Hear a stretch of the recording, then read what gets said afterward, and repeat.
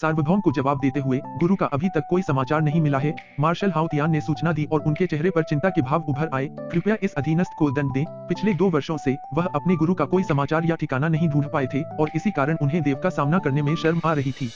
देव ने सिर हिलाया, इस मामले के लिए तुम पर दोष नहीं लगाया जा सकता, खड़े हो जाओ।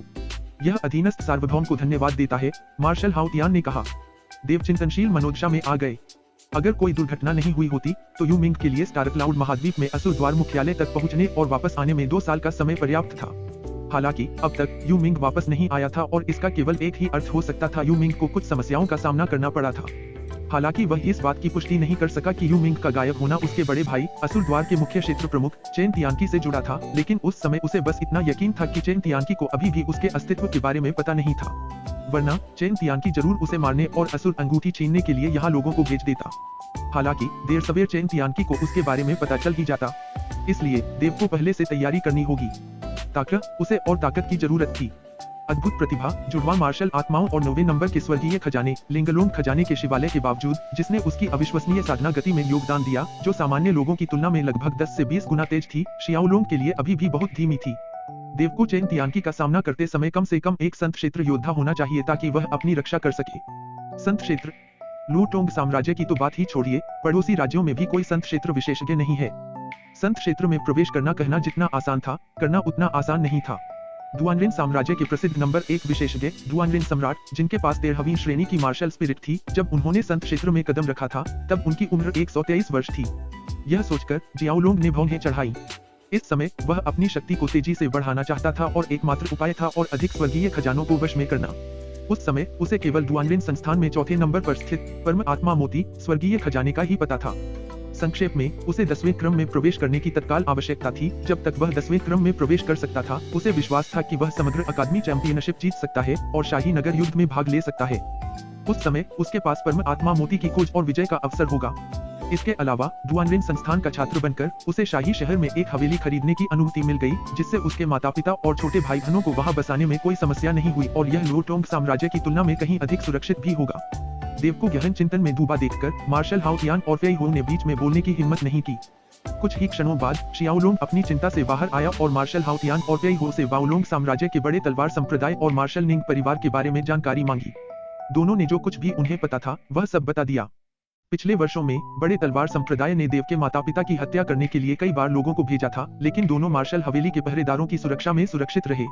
और उस वर्ष के बाद से जब देव ने राज्य की सीमा पर अपनी वर्ग उन्नति परीक्षा के दौरान मार्शल निंग परिवार के निंगफी की हत्या की, मार्शल निंग परिवार के कुलपति निंग वांग ने भी देव और उसके परिवार की हत्या के लिए कई बार लोगों को भेजा। इस प्रकार जब शियाओलोंग भविष्य में जियांतियन राज्य में प्रवेश करेगा तो सबसे पहले वह बिग स्वॉर्ड संप्रदाय और मार्शल निंग परिवार का विनाश करेगा। बिग स्वॉर्ड संप्रदाय और मार्शल निंग परिवार के बारे में पूछताछ करने के बाद देव ने तियानक्सुआन हवेली के मामलों के बारे में पूछताछ शुरू की। राजसी शहर में आने के पहले वर्ष से ही शियाओलोंग ने फी हो को अपनी सेना तैयार करने के लिए कुछ दास खरीदने का निर्देश दिया था और पिछले कुछ वर्षों में उसके सेवकों की संख्या में तेजी से वृद्धि हुई थी और देव के प्रोत्साहन से उन्होंने नौत्रिपोद व्यापार शुरू किया था, जो मुख्य रूप से पृथ्वी पर मनोरंजन पत्रिकाओं जैसी पठन सामग्री की छपाई का व्यवसाय करता था। हालांकि नाइन ट्राइपॉड कॉमर्स की स्थापना केवल 2 वर्षों के लिए की गई थी, फिर भी संचालन और प्रबंधन काफी संतोषजनक रहा और लो टोंग साम्राज्य में ही इसकी 1 दर्जन से अधिक शाखाएं खुल गईं। दैनिक प्रकाशन 10,000 से अधिक हो गया और लाभ कई हजार स्वर्ण मुद्राओं का था। अब तियानक्सुआन हवेली के सभी खर्च नाइन ट्राइपॉड कॉमर्स के लाभ से पूरे होते थे। फेई हो, अगले साल नाइन ट्राइपॉड कॉमर्स का संचालन बढ़ाओ। हर काउंटी में एक शाखा होनी चाहिए, आप विवरण संभालें, देव ने कहा। हाँ महाराज, फेई हो ने सम्मानपूर्वक उत्तर दिया। दूसरी ओर नाइन ट्राइपॉड कॉमर्स स्थान के नीचे एक अंडरग्राउंड हत्यारे संगठन, आप रंगरूटों को चुन सकते हैं, देव ने आगे कहा। अब समय आ गया था कि वह बिग स्वॉर्ड सेक्ट और मार्शल निंग परिवार की दया का बदला अपनी ओर से कुछ प्रतिशोध के साथ चुकाए। फेई हो ने सम्मानपूर्वक उसका अभिवादन किया। इसके कुछ ही देर बाद मार्शल हाउ तियान और फेई हो मुख्य हॉल से चले गए। उन दोनों के जाने के कुछ ही सेकंड बाद उसकी छोटी बहन हुआंग मिन और लीलू वहां आ गईं। हुआंग मिन ने देव का हाथ खींचा और हिलाया और उनसे खरीदारी के लिए साथ चलने का अनुरोध किया। कोई रास्ता न होने पर वह मान गया। पूरी दोपहर शहर में घूमने में बीत गई और जब वह अपने आंगन में लौटा तो देव ने असुर रणनीति का अभ्यास शुरू कर दिया। असुर रणनीति, देव तीसरे स्तर पर पहुंच गया था और दानव के पंखों को संघनित करने में सक्षम था। जब वह चौथे स्तर पर कदम रखता तो उसके माथे पर नर्क की आंख खुल जाती। इस नर्क की आंख का लाभ यह था कि यह चीजों की वास्तविक प्रकृति को, यहाँ तक कि छिपी हुई चीजों को भी देख सकती थी और यह आध्यात्मिक हमला कर सकती थी। जब वह पहुंचा चौथे चरण तक, उसका असुर शरीर समग्र रूप से और भी मजबूत हो जाएगा। लेकिन जियाओलोंग के अनुमान के अनुसार असुर रणनीति के चौथे स्तर में प्रवेश करने से पहले उसे जियांतियन क्षेत्र में प्रवेश करना होगा। 10 दिन बीत गए। आगन में जियाओलोंग दिन भर असुर तलवार कौशल का अभ्यास करता रहा और रात में वह असुर रणनीति और शरीर रूपांतरण शास्त्र पर ध्यान केंद्रित करता रहा। जहाँ तक स्वर्ण लिंगलोंग शरीर का प्रश्न है, वह दूसरे चरण में पहुंच गया था। दूसरे चरण तक पहुंचने का अर्थ था कि वह शिवालय से अग्नि ड्रैगन क्योई को और अधिक अवशोषित कर सकता था, जिससे उसका शरीर स्वयं ही मजबूत हो जाता। 10 दिन बीतने के बाद नया साल नजदीक आ गया। तियानक्सुआन हवेली का हर कोना चमकीले रंगों से सजाया गया था, जिससे एक हर्षोल्लासपूर्ण उत्सवी माहौल बना हुआ था। पिछले 4 वर्षों में तियानक्सुआन हवेली में हुए बदलावों में से एक यह था कि इसका विस्तार हुआ था और इसका क्षेत्रफल 2 गुना हो गया था। केवल पहरेदारों की संख्या 600 से ज्यादा थी, जबकि नौकर चाकर लगभग 100 थे। नए साल के 7 साल आते ही हुआंग पेंग और सुयान नए साल के स्वागत की तैयारी में व्यस्त हो गए। नए साल की पूर्व संध्या पर देव ने अपनी अभ्यास दिनचर्या छोड़कर अपने परिवार और लीलू के साथ रात बिताने के लिए बातें और हंसी मजाक किया।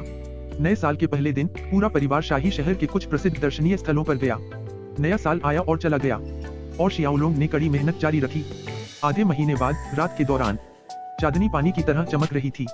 देवलिंगलोंग ट्रेजर पैगोडा के स्थान पर पालथी मारकर बैठा था, लगातार असुर रणनीति का अभ्यास कर रहा था और पाताल लोक युद्ध की क्योई उसकी मध्याह्न रेखाओं और क्योई सागर में लुढ़कती और उछलती हुई, लुढ़कती और टूटती हुई दिखाई दे रही थी। शियाओलोंग को लग रहा था कि आज रात वह 9वें क्रम में प्रवेश कर जाएगा। काले और नीले जुड़वा ड्रैगन देव के पीछे हवा में कुंडलित होकर उभरे और एक ड्रैगन की दमनकारी आभा बिखेर रहे थे। अंतरिक्ष 7वें क्रम में प्रवेश करने के 4 साल बाद जुड़वा ड्रैगन की युद्ध भावना और भी प्रबल हो गई थी। जैसे जैसे पाताल लोक युद्ध क्यों उसकी मध्याह्न रेखाओं और क्यों सागर में प्रचंड होता गया, 9वें क्रम की ओर जाने वाला अवरोध पतला होता गया और हर बार जब उसकी युद्ध क्यों अवरोध से टकराती तो उसके मध्याह्न रेखाओं से दर्द की एक लहर दौड़ जाती। यह किसी भी अन्य बार की तुलना में अधिक दर्दनाक था जब उसने प्रवेश किया था, कम से कम कुछ गुना, यहाँ तक कि 10 गुना अधिक दर्दनाक। जियाओलोंग ने अपने युद्ध क्यों को लगातार आगे बढ़ाते हुए दर्द सहन किया। ऐसा लगा जैसे एक लंबी सदी बीत गई हो, इससे पहले कि उसका शरीर अचानक कांप उठा और उसके शरीर के अंदर से एक सूक्ष्म टूटने की आवाज आई। 8वें क्रम का पाताल लोक युद्ध क्यों खुशी खुशी 9वें क्रम की मध्याह्न रेखाओं में पहुंच गया और साथ ही उसके क्यों सागर में मौजूद पाताल लोक युद्ध क्यों संकुचित हो गया, क्योंकि वह विस्तारित क्यों सागर में और अधिक एकत्रित हो गया। आखिरकार 9वां क्रम। जियाओलोंग के पीछे काले और नीले ड्रैगन दहाड़ रहे थे आकाश की ओर, उनके शरीर पर ड्रैगन के शल्क घने और चमकदार हो गए। लिंगलोंग ट्रेजर पैगोडा एक चमकदार रोशनी में चमक उठा और हिल गया। आखिरकार वह 9वें क्रम में पहुंच ही गया था। आसमान साफ होता जा रहा था और जियाओलोंग ने मन ही मन खुशी से अभ्यास करना बंद कर दिया। लूटोंग साम्राज्य के किसी भी परिवार या बड़े प्रांत में 9वें क्रम का व्यक्ति अपने आप में एक ताकत होता था। पिछली हुआंग कबीले की जागीर में हुआंग काइट के अलावा केवल मुख्य प्रबंधक चेन येंग ही 9वें क्रम का विशेषज्ञ था। वे तथाकथित हुआंग कबीले की जागीर के बुजुर्ग 8वें क्रम या उससे भी बदतर 7वें क्रम के शिखर पर थे। हुआंग जियाओलोंग लिंगलोंग खजाना शिवालय से बाहर आया। जैसे ही वह वहां से और कमरे से बाहर निकला, उसकी मुलाकात फेई हो से हुई। उसे देखकर फेई हो चौंक कर बोला, महाराज, क्या यह आप हो सकते हैं? वह पहले से ही एक जियांतियन विशेषज्ञ था और हुआंग जियाओलोंग ने जानबूझकर अपनी सांसों के उतार चढ़ाव को नहीं छिपाया था, इसलिए फेई हो ने पहली नजर में ही अंतर पहचान लिया। देव ने सिर हिलाया और हंसा, मैं भाग्यशाली था और कल रात मैं आगे निकल गया। फेई हो को चक्कर आ गया। क्या भाग्यशाली था? फेई हो को ऐसा लग रहा था जैसे हर दूसरे दिन उसे सॉवरेन की भाग्यशाली सफलताएं मिल जाएगी। लेकिन क्या इस स्तर के भाग्यशाली संयोग थोड़े असामान्य नहीं थे? थोड़ी देर बाद फेई हो ने अपने दिल में सदमे को दबा लिया, लेकिन वह फिर भी एक पल के लिए हिचकिचाया। सॉवरेन, यह अधीनस्थ घर जाना चाहता है। फेई हो ने ईमानदारी से उसका अनुरोध किया। घर जाओ। देव का गला रूंध गया और एक पल के लिए वह स्तब्ध रह गया। वह अभी भी बिंदुओं को जोड़ नहीं पाया था। फेई हो 7 साल से देव का पीछा कर रहा था, लेकिन उसने कभी अपने परिवार के बारे में कुछ नहीं बताया था। इसलिए जब फेई हो ने इस मामले का जिक्र किया तो वह थोड़ा धीमा था। हाँ महाराज, अभी अभी मेरे बेटे का पत्र आया है। उसने लिखा है कि अगले महीने मेरे सबसे बड़े पोते की शादी है और मैं 7 साल से वापस नहीं आया हूँ, इसलिए यह अधीनस्थ घर जाकर देखना चाहता है। फेई हो ने थोड़ा शर्मिंदा होते हुए समझाया। जब देव होश में आया तो वह मुस्कुराया और बोला, फेई हो, यह बहुत खुशी की बात है, शर्मिंदा होने की कोई जरूरत नहीं है। उसने पूछा, तो तुम्हारा घर कहाँ है? यह अधीनस्थ युवाई साम्राज्य का मार्क्विस है, फेई हो ने उत्तर दिया। युवाई साम्राज्य? देव इस खबर से हैरान रह गया। देव को लगा था कि फेई हो शायद लुओटोंग साम्राज्य का स्थानीय निवासी नहीं है, लेकिन उसने यह उम्मीद नहीं की थी कि फेई हो युवाई साम्राज्य का मार्क्विस होगा। लुओटोंग साम्राज्य सिल्वरमून वन के दक्षिण में स्थित था, जबकि युवाई साम्राज्य उत्तर में स्थित है। यह ज्ञान उन्हें अकादमी के पुस्तकालय में बिताए घंटों से प्राप्त हुआ था। युवाई साम्राज्य दुआनरिंग साम्राज्य के अधीन हजारों राज्यों में सबसे शक्तिशाली राज्यों में से एक था और लुओटोंग साम्राज्य से कई गुना ज्यादा शक्तिशाली था। आप कब जाने की योजना बना रहे हैं? देव ने पूछा। यह अधीनस्थ अगले 2 दिनों में जाने की योजना बना रहा है। फेई हो ने उत्तर दिया। ऐसा क्यों न हो, मैं आपके साथ युवाई साम्राज्य की यात्रा करूं, देव ने धीमी आवाज में सुझाव दिया। फेई हो चौंका। महाराज, आप इस अधीनस्थ के साथ युवाई साम्राज्य आना चाहते हैं? तो देव ने बेप्रवाही से हाथ हिलाया और हंसते हुए कहा, चूंकि आज आपके सबसे बड़े पोते की शादी है, तो मुझे शादी का तोहफा भी तैयार करना है, और साथ ही मैं एक नई जगह भी देखना चाहता हूँ। क्या मेरा स्वागत नहीं है? इस दुनिया में आने के बाद से लू टोंग साम्राज्य के अलावा देव का समय सिल्वरमून फॉरेस्ट के प्रशिक्षण में बीता था और इसीलिए वह बाहर जाने का यह अवसर लेना चाहता था। फेई हो ने झट से मुस्कुराते हुए कहा, सार्वभौम इस अधीनस्थ के साथ जा रहे हैं? बिल्कुल, मैं बहुत खुश हूँ। देव ने कहा, तो आप जाकर उचित व्यवस्था कर लीजिए, हम परसों प्रस्थान करेंगे। हाँ, धन्यवाद सार्वभौम, फेई हो ने सम्मानपूर्वक उत्तर दिया, मुड़कर व्यवस्था करने चला गया। फेई हो के जाने के बाद देव मुख्य हॉल में गया। उसके माता पिता हुआंग पेंग और सुयान दोनों वहां मौजूद थे और देव ने उन्हें बताया कि वह 2 दिन में फेई हो के साथ युवाई साम्राज्य के लिए रवाना हो जाएगा। जब उन्होंने यह सुना, हालांकि यह थोड़ा अप्रत्याशित था, तो किसी ने भी आपत्ति नहीं जताई। इन वर्षों में देव ने अपना अधिकांश समय बाहर सिल्वरमून वन में बिताया था। क्या तुम साल के अंत में वापस आ रहे हो? हुआंग पेंग ने पूछा। पता नहीं, अगर कुछ नहीं हुआ तो हम 6 महीने में वापस आ जाएंगे, देव ने एक अनुमान लगाया। फिर शियाओलोंग ने अपने माता पिता को लगभग 10 अग्नि ड्रैगन मोती दिए और नौत्रिपोद व्यापार के प्रबंधन के बारे में थोड़ा समझाया। फेई हो नौत्रिपोद व्यापार का प्रभारी था और अब चूंकि फेई हो जा रहा था, इसलिए ये सब उसके माता पिता को संभालना था। सौभाग्य से उसके माता पिता कुछ पहलुओं में शामिल थे और मार्शल हाउ तियान के साथ कोई समस्या नहीं होनी चाहिए थी। 2 दिन बीत गए। देव और फेई हो लू टोंग साम्राज्य से चले गए और परिवार के एक समूह ने उन्हें विदा किया। हर बार की तरह जब वह शाही शहर से निकलता तो शियाओलोंग मार्शल हाउ तियान से देखने के लिए कहता। अपने माता पिता और छोटे भाई बहनों की सुरक्षा के लिए लू टोंग साम्राज्य के शाही शहर से निकलने के बाद देव और फेई हो सिल्वरमून वन के सामने पहुंचे। जंगल को चीरते हुए वे युवाई साम्राज्य की सीमा पर पहुंच जाते। यह सबसे तेज रास्ता था। जल्दी जल्दी आगे बढ़ते हुए वे दोनों कुछ राक्षसी जानवरों को मार सकते थे और प्रशिक्षण ले सकते थे। 2 महीने बीत गए। एक शांत रात में देव और फेई हो अलाव के पास बैठे थे, जो अंधेरे जंगल के एक छोटे से हिस्से को रोशन कर रहा था। 2 महीने बीत गए और वे दोनों सिल्वरमून वन के सबसे उत्तरी हिस्से में पहुंच गए थे। कल वे शायद सीमा पार करके युवाई साम्राज्य में प्रवेश कर सकते थे। अलाव के पास बैठे एक जियांतियन होने के बावजूद फेई हो यह सोचकर उत्साहित हुए बिना नहीं रह सका कि वह फी मनोर लौटने वाला है।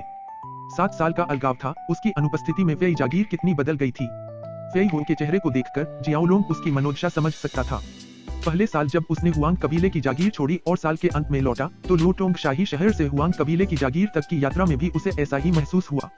बस 10 दिन और हम युवाई शाही शहर पहुंच जाएंगे, इतना हुआंग जियाओलोंग बोला। ठीक है महाराज, फेई हो ने आगे कहा, उस साल जब मैं गया था, फेई मिंग, वह छोटा सा बदमाश सिर्फ 17 साल का था। पलक झपकते ही 7 साल बीत गए और उस बदमाश की शादी हो चुकी है। फेई मिंग फेई हो का सबसे बड़ा पोता था। अपने बेटे फेई रोंग के पत्र में उसके इस सबसे बड़े पोते ने 7वें क्रम में प्रवेश कर लिया था और इससे फेई हो को तसल्ली हुई। जब वह चला गया तो फेई मिंग 5वें क्रम का एक अंतिम व्यक्ति था। रात धीरे धीरे ढलती गई और क्षितिज पर धीरे धीरे भोर होने लगी। शियाओलोंग और फेई हो आगे बढ़ते रहे और एक दिन बाद वे सिल्वरमून वन से निकलकर युवाई साम्राज्य की सीमा पर पहुंच गए। फिर भी देव और फेई हो की गति के साथ उन्हें युवाई राजसी शहर पहुंचने में कम से कम 8 से 9 दिन लग गए। युवाई साम्राज्य की भूमि में प्रवेश करते ही दोनों रात में आराम करने के लिए शहरों में थोड़ा ही रुकते थे। 6 दिन बीत गए। जैसे जैसे दोनों गंतव्य के करीब पहुंचते गए, 3 और शहर सामने आते गए और जल्द ही वे युवाई राजसी शहर पहुंच गए। जब देव और फेई हो जल्दी जल्दी चल रहे थे, पीछे से 2 गाड़ियां आई और जब वे उनके पास पहुंची तो एक आश्चर्यजनक उद्घोष हुआ, क्या यह सीनियर फेई हो हैं? देव और फेई हो ने मुड़कर देखा तो एक घोड़ा गाड़ी रुकी। गाड़ी के अंदर से एक 20-30 साल की खूबसूरत युवती बाहर निकली। फेई हो के सामने आते ही उस खूबसूरत युवती की आंखों में आश्चर्य की चमक थी। थोड़ा विस्मय से भरकर उसने फिर पूछा, क्या यह सीनियर फेई हो हैं? फेई हो ने हैरान भाव से अपने सामने खड़ी युवती को गौर से देखा, सिर हिलाया और कहा, मैं फेई हो हूँ। और आप? उसे सचमुच याद नहीं आ रहा था कि उसके सामने खड़ी यह युवती कौन थी। सुंदर युवती हंसी और बोली, वरिष्ठ फेई हो, क्या आप भूल गए? 7 साल पहले आपने मुझे बचाया था। मेरा नाम चेन ली है। उसने सामने के पहाड़ों की ओर इशारा करते हुए कहा, उस साल इसी पहाड़ी इलाके में आपने मुझे बचाया था। सुंदर युवती ने जब यह कहा तो फेई हो को एक बात याद आ गई। 7 साल पहले वह 10वें चरण की राक्षसी भूतिया आंख वाली मकड़ी को मारने के लिए सिल्वरमून वन में प्रवेश करना चाहता था और जब वह यहाँ से गुजरा तो उसे काले कपड़े पहने कुछ आदमियों का एक समूह मिला जो मालिक और नौकरों के एक समूह को घेरे हुए थे। स्थिति को देखते हुए उसने थोड़ी मदद की और पीड़ित को बचा लिया। जैसे ही वह जाने वाला था, दूसरी तरफ से बताया गया कि उनका नाम चेन ली है। दरअसल उस समय यह चेन ली सिर्फ 15-16 साल की लड़की थी। 7 साल बाद उसके चेहरे और शरीर में कुछ बदलाव आ गए थे, इसलिए फेई हो को याद न रखने के लिए दोषी नहीं ठहराया जा सकता था। तो यह तुम ही थे? फेई हो को सुख आश्चर्य हुआ। यह मैं हूँ, सीनियर फेई हो। फेई हो को उसे याद करते देख चेन ली के चेहरे पर खुशी की चमक आ गई। 7 साल बाद फेई हो से मिलकर चेन ली को ऐसा लगा जैसे किसी पुराने दोस्त से फिर से मिलन हो गया हो। सीनियर फेई हो, आप कहाँ जा रहे हैं? चेन ली ने मुंह खोला और पूछा। फेई हो ने जवाब दिया, मैं और मेरे यंग मास्टर युवाई रॉयल सिटी जा रहे हैं। इस पर फेई हो ने देव का परिचय कराया, यह मेरे यंग लॉर्ड हैं। यंग लॉर्ड देव को देखते ही चेन ली चौंक गई। उस साल जब फेई हो ने उसे बचाया था तो जिस तरह से उसने उन काले कपड़े पहने आदमियों को मारा था, उसे देखते हुए उसे 10वीं श्रेणी का विशेषज्ञ होना चाहिए था। लेकिन अब वह वास्तव में अपने सामने खड़े 15-16 साल के युवक को यंग लॉर्ड कह रहा था। देव ने चेन ली के हाव भाव देखे, मुस्कुराए और कहा, मुझे बस देव ही कहो। चेन ली को अपनी गलती का एहसास हुआ और उसने तुरंत कहा, ओह तो यह यंग मास्टर हुआंग है। उसने फेई हो की ओर देखा, वरिष्ठ फेई हो, मैं भी युवाई राजसी शहर जा रही हूँ और चूंकि यह उसी दिशा में है तो क्यों न हम साथ चलें। फेई हो ने देव की ओर मुड़कर उसकी राय पूछी। देव ने सिर हिलाया। वे युवाई राजसी शहर से ज्यादा दूर नहीं थे और फेई हो के पोते की शादी में अभी 1 दर्जन दिन बाकी थे। चूंकि कोई जल्दी नहीं थी इसलिए साथ यात्रा करना कोई समस्या नहीं थी। देव के सिर हिलाने के बाद ही फेई हो ने सिर हिलाया। फेई हो को सहमत देखकर चेन ली के नाजुक चेहरे पर खुशी उभर आई। लेकिन इसी समय एक बूढ़ा आदमी जो 60 साल का लग रहा था आगे आया और बीच में बोला, मिस, यह ठीक नहीं है। हम इन दोनों लोगों की पृष्ठभूमि नहीं जानते और उनसे यहाँ मिलना एक संयोग मात्र है। चेन ली की भौहें सिकुड़ गईं, उनकी पृष्ठभूमि न जानने का क्या मतलब है? सीनियर फेई हो मेरे जीवन रक्षक हैं। बुजुर्ग ने जिद की, मिस, किसी इंसान के दिल की गहराई तक पहुंचना मुश्किल होता है, बेहतर है कि हम बस अब और कुछ कहने की जरूरत नहीं है, चेन ली ने झटके से कहा। यह देखकर बुजुर्ग रुक गया। चेन ली ने शर्मिंदगी से देव और फेई हो की तरफ देखा। युवा मास्टर हुआंग, सीनियर फेई हो, ये मेरे परिवार के प्रबंधक लियू म्यू हैं। इन्हें बस मेरी सुरक्षा की चिंता थी, इसलिए इनकी बातें आपत्तिजनक थीं। मुझे उम्मीद है कि युवा मास्टर हुआंग और सीनियर फेई हो को बुरा नहीं लगेगा। कोई बुराई नहीं, देव ने अपना सिर हिलाया, लेकिन उसने लियू म्यू की तरफ एक नजर डाली। उसे लगा कि लियू म्यू का चेन ली को फेई हो और उसे साथ में युवाई शाही शहर जाने से रोकने की कोशिश करना उतना आसान नहीं था जितना लग रहा था। चूंकि यह सब ऐसा ही था, जियाओलोंग की जिज्ञासा और बढ़ गई। इस लियू म्यू का क्या उद्देश्य है? इस प्रकार जियाओलोंग और फेई हो चेन ली के दल के साथ आगे बढ़े। हुआंग, जियाओलोंग और फेई हो रसेट घोड़ों पर सवार थे। रसेट घोड़े मार्शल स्पिरिट वर्ल्ड के सामान्य सवारी थे। रसेट घोड़ा भी अश्व परिवार का ही था, लेकिन उसकी गति सामान्य घोड़ों से कहीं ज्यादा थी। एक दिन बीत गया और आसमान में अंधेरा छा गया और चेन ली ने दल को जंगल में रात बिताने का सुझाव दिया। हुआंग, जियाओलोंग को कोई आपत्ति नहीं थी। हालांकि जब अलाव जलाया गया और सभी लोग आराम करने वाले थे तो आगे पहाड़ी रास्ते से कंपन की एक लहर आई। साफ था कि सवारी पर सवार बड़ी संख्या में लोग उनकी ओर दौड़ रहे थे। चेन ली और उनका मूल दल स्तब्ध होकर अपनी सीटों से उछल पड़े। जल्द ही काले कपड़े पहने आदमियों का एक दल तरह तरह के जानवरों के घोड़ों और सवारी पर सवार होकर दल के सामने प्रकट हुआ। उनकी संख्या 100 से भी ज्यादा थी और माहौल आक्रामक था और ऐसा लग रहा था कि वे इसी दल पर निशाना साध रहे थे। जियाओलोंग और फेई हो ने एक दूसरे को देखा और दोनों खड़े हो गए। जब वे काले कपड़े पहने आदमी कैंपिंग स्थल पर पहुंचे तो वे तुरंत फैल गए और सबको घेर लिया। तुम क्या करना चाहते हो? चेन ली का चेहरा पहले ही पीला पड़ गया था। हम क्या करना चाहते हैं? एक अधेड़, एक हाथ वाला आदमी जो डाकुओं का सरदार लग रहा था, चेन ली पर कामुकता से मुस्कुराया। भाइयों, बताओ तुम क्या करना चाहते हो? यह सुनकर आसपास के डाकू जोर जोर से हंसने लगे। हम लोगों को मारना चाहते हैं, हमें औरतें चाहिए। 100 से ज्यादा डाकू हंस पड़े। दुष्टता से, घमंडी, अहंकारी, आत्मसंतुष्ट, यहाँ तक कि आसन्न नरसंहार से पहले उत्साह का भाव भी। यह जगह कांग शहर के पास है और कांग शहर का कास्टेलियन मेरे पिता का सबसे अच्छा दोस्त है। अगर हिम्मत है तो, चेन ली चिल्लाई, लेकिन उसके पूरा होने से पहले ही एक हाथ वाला आदमी जोर से हंस पड़ा। कांग शहर का कास्टेलियन, मैं बहुत डर गया हूँ। यह कहते हुए उसने अपने इकलौते हाथ से अपनी छाती थपथपाई, मानो धमकी से डर गया हो, जिससे उसके साथी फिर से हंस पड़े। चेन ली का छोटा सा चेहरा हरा और लाल हो गया। जाओ, आदमियों को मार डालो और औरतों को ले आओ। यह कहते हुए डाकुओं के सरदार ने आदेश दिया। हाँ सरदार। 1 दर्जन डाकुओं ने अपनी तलवारें निकाली और हुआंग, जियाओलोंग, फी हो और चेन ली के कई अंगरक्षकों पर वार करते हुए पहुंचे। चांदनी के नीचे ब्लेड की तेज किरणें झिलमिला रही थीं। चेन ली के कई पहरेदार घबराकर पीछे हट गए। फेई हो ने उन कई डाकुओं को घूरा जो उस पर और सम्राट पर टूट पड़े थे और उसके चेहरे पर एक ठंडी व्यंग्यात्मक मुस्कान उभर आई। उसके दोनों हाथ लहराए और एक लंबी तलवार उसके हाथ में थी। लंबी तलवार की तेज किरणें चमक उठी और डाकुओं के गले से चीखें निकलने लगीं। सिर उड़ गए और सिरहीन शरीर जमीन पर गिर पड़े। अचानक चीखों ने आसपास के लोगों को चौंका दिया और वे चीखों के उद्गम की ओर मुड़ गए। एक हाथ वाले डाकू सरदार की घमंडी, आत्मसंतुष्ट मुस्कान उसके चेहरे पर सख्त हो गई और उसकी आंखें सिकुड़ गईं। तुम सब पीछे हट जाओ, उसने फेई हो के आसपास बचे डाकुओं को आदेश दिया। यह सुनकर वे सभी जल्दी से पीछे हट गए। क्या मैं इस योद्धा का नाम जान सकता हूँ? यह मामला आपसे संबंधित नहीं है और आपकी सुरक्षा के लिए मैं आपको सलाह देता हूँ कि आप दूसरों के मामलों में दखल न दें। एक हाथ वाले डाकू सरदार ने ऊपर से कृपालु स्वर में कहा। जैसे ही उसने अपने घोड़े को आगे बढ़ाया, फेई हो की ओर देखते हुए उसकी आंखों ने बगल में खड़े लियू म्यू की ओर एक उदास नजर डाली, जिसमें प्रश्न और आश्चर्य का भाव था।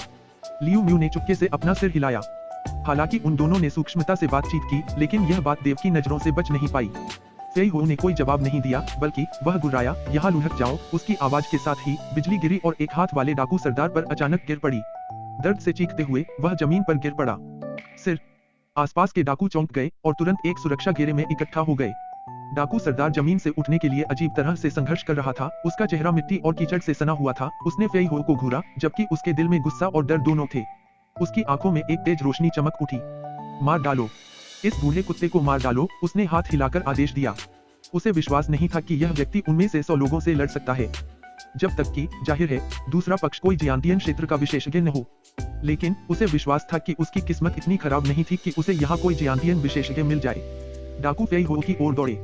फेई हो की नजरें इन डाकुओं पर पड़ी। उसका चेहरा ठंडा पड़ गया।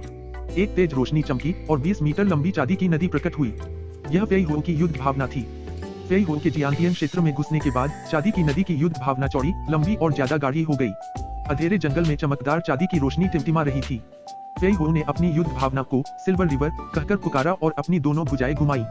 एक सिल्वर रिवर हवा में उमड़ता हुआ दिखाई दिया और जब आसपास के डाकुओं के हमले सिल्वर रिवर से टकराए तो धातुओं के टकराने की डांग डांग डांग जैसी आवाजें सुनाई दी, जो हमलावरों पर वापस लौट आईं। कुछ बदकिस्मत डाकू बहुत धीरे धीरे भागे और जमीन पर गिर पड़े। उनकी अपनी तलवारें उनके पैरों में चुभ गईं। मेरा पैर! दर्दनाक चीखों के बीच ये डाकू कंगारुओं की तरह अपने पैर पकड़े इधर उधर उछल रहे थे। यह दृश्य देखकर बाकी डाकू डर गए और तेजी से पीछे हट गए। फेई हो ने उनकी प्रतिक्रिया पर उपहास किया और उसकी भुजाएं लगातार लहराती रहीं और उसकी सिल्वर रिवर युद्ध भावना एक ठोस इकाई में बदल गई। एक चांदी के रंग की नदी डाकुओं के समूह के बीच से बहती रही और जहां वह मुड़ती वहां चीखें हवा में गूंजती। कुछ डाकू जमीन पर गिर गए और कुछ हवा में ऊपर उछल गए। जियांतियन राज्य में कदम रखने के बाद से फेई हो की आक्रमण शक्ति दोगुनी से भी ज्यादा हो गई थी। ये छठे और सातवें क्रम के कीड़े फेई हो के हमलों का विरोध कैसे कर सकते थे।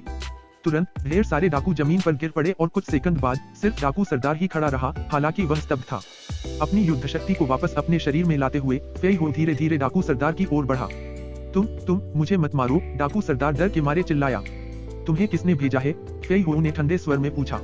एक हाथ वाले डाकू सरदार की आंखों में एक बेचैनी भरी नजर थी। मैं कहता हूँ दोनों साहब, कृपया नाटक करना बंद करो। अचानक इसी समय चेन ली के बगल में खड़े लियू म्यू बोल पड़े। सब दंग रह गए। लियू म्यू धीरे धीरे समूह से बाहर निकले और फेई हो और देव को घूरते हुए बोले, हम आधे महीने से ज्यादा समय से बिना किसी घटना के सुरक्षित यात्रा कर रहे हैं, लेकिन देव से मिलते ही डाकुओं के एक समूह से टकरा गए। यह क्या दर्शाता है? फेई हो की आंखों में एक तेज चमक आ गई, लेकिन देव ने फेई हो को रोकने के लिए हाथ हिलाया और लियू म्यू का सामना बड़ी दिलचस्पी से किया। उसे आगे बढ़ने के लिए प्रेरित करते हुए कहा, आगे बढ़ो। लियू म्यू ने व्यंग्य किया, डाकुओं के इस समूह को तुम दोनों ने यहाँ बुलाया है? ओह, हमने उनके साथ मिलीभगत की थी। क्या वे यहाँ आए थे? देव ने एक अलग भाव बनाए रखा। और हमारा मकसद? लियू म्यू ने खर्राटे लिए और उनकी आवाज ठंडी लग रही थी। कारण तुम अपने दिल में अच्छी तरह जानते हो। फिर वह पलटा और एक हाथ वाले डाकू सरदार को घूरते हुए धमकी दी, बोलो, क्या उन्हीं लोगों ने तुम्हें हमारी मिस का अपहरण करने का निर्देश दिया था? वह एक हाथ वाला डाकू सरदार हैरान रह गया। बताओ, क्या मैं सही कह रहा हूँ? लियू म्यू की नजर डाकू सरदार पर गहरी पड़ी और उसकी आंखों में एक अस्पष्ट अशुभ प्रकाश चमक उठा। यह देखकर डाकू सरदार ने तुरंत जोर से सिर हिलाया। हा, उन्हीं लोगों ने मुझे यहाँ आकर तुम्हारी मिस का अपहरण करने के लिए कहा था। लियू म्यू घूमा और चेन ली से कहा, मिस, तुमने उसकी बात सुनी? उन्होंने इन डाकुओं को तुम्हें अगवा करने का निर्देश दिया था। मैंने तुम्हें पहले भी याद दिलाया था, हम इन दोनों लोगों की पृष्ठभूमि नहीं जानते। बुराई इंसान के दिल में छिपी होती है। चेन ली ने सिर हिलाया, असहमति जताते हुए कहा, स्टीवर्ड लियू म्यू, जरूर कोई गलतफहमी हुई होगी। सीनियर फेई हो मेरे रक्षक हैं। उन्होंने पहले भी मेरी जान बचाई थी और सीनियर फेई हो की ताकत के चलते उन्हें मुझे अगवा करने के लिए किसी और को निर्देश देने की जरूरत नहीं है। लियू म्यू ने समझाया, मिस, आपको सतर्क रहना होगा। हो सकता है कि उस साल आपको बचाने में उनका कोई मकसद रहा हो। 7 साल बीत चुके हैं और मिस का उनसे एक ही जगह पर मिलना कैसे हो सकता है? और इस डाकू सरदार ने तो पहले ही अपना गुनाह कबूल कर लिया है। चेन ली ने फिर भी अपना सिर हिलाया। उसे यकीन नहीं था कि फेई हो ऐसा व्यवहार करेगा, क्योंकि इसकी जरूरत ही नहीं थी। अगर देव और फेई हो ही मुख्य अपराधी थे तो इस समय दोनों बिना किसी प्रतिरोध के उसका अपहरण कर सकते थे। क्या इतनी मेहनत करने की जरूरत थी? इस समय देव ने ताली बजाई। सबका ध्यान उसकी ओर गया। देव ने लियू म्यू की ओर देखा। मुझे कहना होगा, तुम्हारा छोटा सा नाटक मेरी उम्मीद से बेहतर है। लियू म्यू का चेहरा काला पड़ गया। तुम्हारा क्या मतलब है? मेरा क्या मतलब है? देव ने ठंडे स्वर में दोहराया, तुमने ही डाकुओं के इस समूह का इंतजाम किया था। यह सुनकर वहां मौजूद लोग दंग रह गए। लियू म्यू के चेहरे पर गुस्से का भाव था। तुम बदनामी कर रहे हो, बिल्कुल बदनामी। मैं 1 दशक से भी ज्यादा समय से मिस का पीछा कर रहा हूँ और मिस के प्रति मेरी वफादारी और समर्पण पर कोई शक नहीं है। तुम बदला ले रहे हो क्योंकि मैंने तुम्हारी चाल का पर्दाफाश किया था, इसलिए तुम पलटकर मेरी बदनामी कर रहे हो। वह जल्दी से चेन ली की ओर मुड़ा और विरोध जताते हुए बोला, मिस, आपको उन पर विश्वास नहीं करना चाहिए। चेन ली ने देव की ओर सिर हिलाया। युवा गुरु हुआंग, लियू म्यू बचपन से ही मेरे साथ रहे हैं और पिछले 1 दर्जन सालों से उन्होंने पूरी वफादारी से मेरी सुरक्षा की है। यह अंकल लियू नहीं हो सकते। उसके लिए देव और फेई हो की तुलना में लियू म्यू और भी कम दोषी था। लियू म्यू की ठंडी निगाहें देव पर पड़ी। एक अजनबी और बाहरी व्यक्ति के रूप में क्या आपको लगता है कि हम आपकी बकवास पर विश्वास करेंगे? देव चेन की ओर मुड़ा। ली, क्या तुम सच में उस पर भरोसा करती हो? चेन ली ने सिर हिलाया। दूसरों के बारे में तो मैं कुछ नहीं कह सकती, लेकिन लियू म्यू, मुझे उस पर पूरा भरोसा है। हालांकि चेन ली ने यह बात जोर से नहीं कही, लेकिन देव के प्रति असंतोष उसकी आवाज में साफ झलक रहा था। जाहिर है वह लियू म्यू की बात से सहमत थी। देव ने लियू म्यू की निंदा की क्योंकि लियू म्यू ने ही सबसे पहले उन पर उंगली उठाई थी। लियू म्यू बचपन से ही उस पर नजर रखती थी और उनके बीच की भावनाएं बहुत गहरी थीं। शियाओलोंग के आरोप ने उसके दिल को बेचैन कर दिया। देव ने मुड़कर फेई हो से कहा, हम जा रहे हैं। चूंकि चेन ली ने अपनी बात दृढ़ता से कह दी थी, इसलिए अब और कुछ कहने की जरूरत नहीं थी। हाँ युवा स्वामी, फेई हो ने सम्मानपूर्वक उत्तर दिया। चेन ली एक पल के लिए स्तब्ध रह गई और उसने चिंतित होकर फेई हो को पुकारा, वरिष्ठ फेई हो, मेरा यह मतलब नहीं था। फेई हो ने बिना कुछ कहे अपना सिर हिलाया। वह चुपचाप देव के पीछे पीछे चला गया। लेकिन देव के जाने से पहले अचानक उसकी हथेली एक हाथ वाले डाकू सरदार की छाती से टकराई जब वह वहां से गुजर रहा था। डाकू सरदार चीखते हुए बाहर निकला और अनगिनत पेड़ों से टकराया। जब वह जमीन से टकराया तो उसकी सांसें थम सी गईं। चेन ली और उसके दल के सभी लोग स्तब्ध रह गए और उनकी चौंकी हुई आंखों के सामने देव और फेई हो अपने घोड़ों पर सवार होकर तेजी से भाग गए। दोनों परछाइयों को दूर जाते देखकर लियू म्यू का सदमा गहरी राहत में बदल गया। उसकी नजर चुपके से डाकू सरदार की लाश और बाकी डाकुओं पर पड़ी और उसके माथे पर एक शिकन आ गई जो 1 सेकंड से भी कम समय तक रही। कचरा। मिस, क्या हमें भी यह जगह छोड़ देनी चाहिए? लियू म्यू ने चेन ली से पूछा। चेन ली ने सहमति में सिर हिलाया। इस प्रकार देव और फेई हो के जाने के कुछ ही देर बाद चेन ली, लियू म्यू और उसके दल के बाकी सदस्य भी पहाड़ी क्षेत्र से बाहर निकल गए। जाहिर है कि लियू म्यू डाकुओं के उस समूह के साथ मिलीभगत रखता है। क्षेत्र से निकलने के बाद फेई हो बोली, अफसोस है कि चेन ली उस लियू म्यू पर इतना भरोसा करती है। फेई हो ने अपना सिर आसमान की ओर उठाया और आह भरी। देव ने चुपचाप सिर हिलाया। आगे बढ़ते हुए शियाओलोंग और फेई हो को कोई जल्दी नहीं थी, जिससे घोड़ा आराम से दौड़ रहा था। दूसरी ओर देव से अलग होने के 1 दिन बाद चेन ली और उसके दल ने एक पहाड़ी दर्रे को पार किया। तभी अचानक उनकी मुलाकात काले कपड़े पहने आदमियों के एक समूह से हो गई। काले कपड़े पहने इन लोगों का पहनावा पिछली रात के डाकुओं जैसा ही था और यह साफ था कि वे उसी समूह के थे। अपने आसपास के पीछे हटने के रास्ते को बंद होते देख चेन ली के मन में घबराहट फैल गई। काले कपड़ों वाले इन आदमियों ने बिना एक शब्द भी गवाए चेन ली और उसके दल को बीच में ही घेर लिया और अपने हाथों में मौजूद हथियारों से कत्लेआम शुरू कर दिया। कुछ ही देर में चेन ली के सभी रक्षक और नौकर मारे गए, लेकिन चेन ली को हैरानी इस बात की हुई कि इन लोगों ने लियू म्यू को बख्श दिया। उन्होंने उस पर बिल्कुल भी हमला नहीं किया। चेन ली अभी भी हैरान था। तभी एक डाकू लियू म्यू की ओर बढ़ा और विनम्रता से उसका अभिवादन किया। Steward Liu. लियू म्यू ने सिर हिलाया। चेन ली की आंखें अविश्वास से चौड़ी हो गईं। चाचा लियू, यह सच में आप ही थे? चेन ली का चेहरा अविश्वास से भर गया और वह लियू म्यू को घूरने लगी। इस पल भी वह खुद को यह मानने के लिए मजबूर नहीं कर पा रही थी कि जो कुछ हो रहा था वह सच था। देव और फी हो सही थे। इस बात पर पहुंचकर लियू म्यू को यह स्वीकार करने में कोई झिझक नहीं हुई और उसने पूरी ईमानदारी से अपना सिर हिलाया और कहा, पहले जो डाकुओं का समूह था वह मैंने ही तय किया था। चेन ली गुस्से से कांप उठी, फिर भी वह डरी हुई थी। उसने दांत पीसते हुए पूछा, क्यों? लियू म्यू ने व्यंग्यात्मक लहजे में कहा, क्यों? तुम्हें अपने पिता से इसका कारण पूछना चाहिए। चेन ली, मरने के बाद मुझे दोष मत देना, क्योंकि तुम्हें सिर्फ अपने पिता को दोष देना चाहिए। मेरे पिता को दोष दो, चेन लू ने मूर्खतापूर्ण तरीके से दोहराया। उसे समझ नहीं आया। यह सही है। तुम्हारे पिता ने उस साल लॉन्ड परिवार को उखाड़ फेंका था। अफसोस है कि उन्हें यह एहसास नहीं हुआ कि लॉन्ड परिवार के सभी लोग खत्म नहीं हुए थे, लियू म्यू ने ठंडे स्वर में बताया।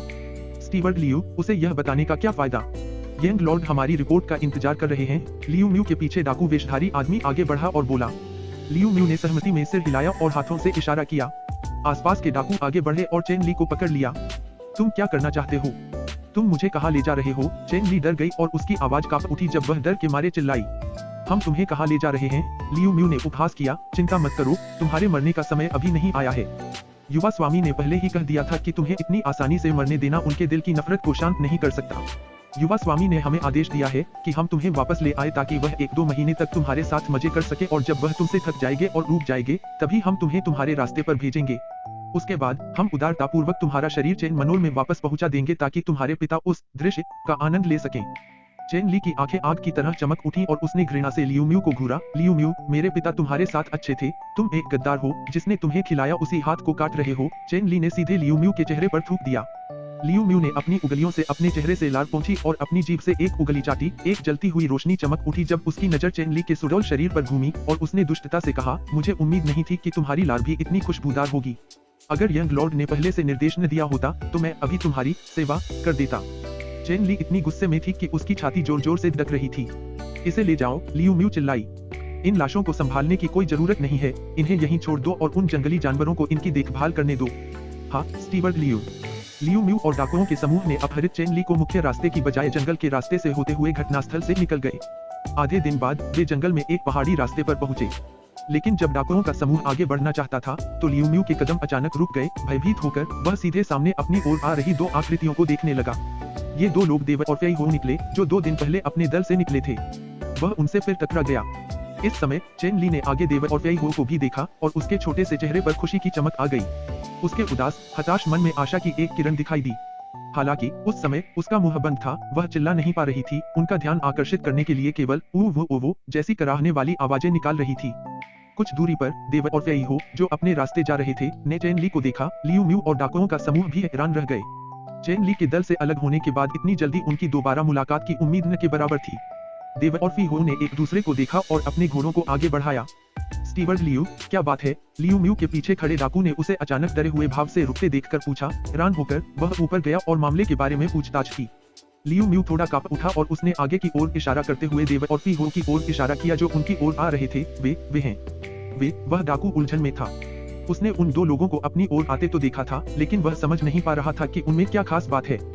देव और फी हो ने अपने घोड़ों की लगाम कसी और लियू म्यू के सामने रुक गए। देव की नजर डाकुओं के झुंड पर पड़ी और एक पल के लिए चेन ली पर रुकी, फिर लियू म्यू की ओर मुड़ी। मैं कहता हूँ, क्या यह स्टीवर्ट लियू नहीं है?